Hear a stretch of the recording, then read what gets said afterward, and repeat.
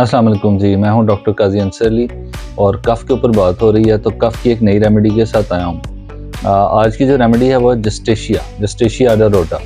ये Indian remedy है, जंगली तम्बाकू है और ये अस्थमा के लिए बड़ा अच्छा रेमेडी है।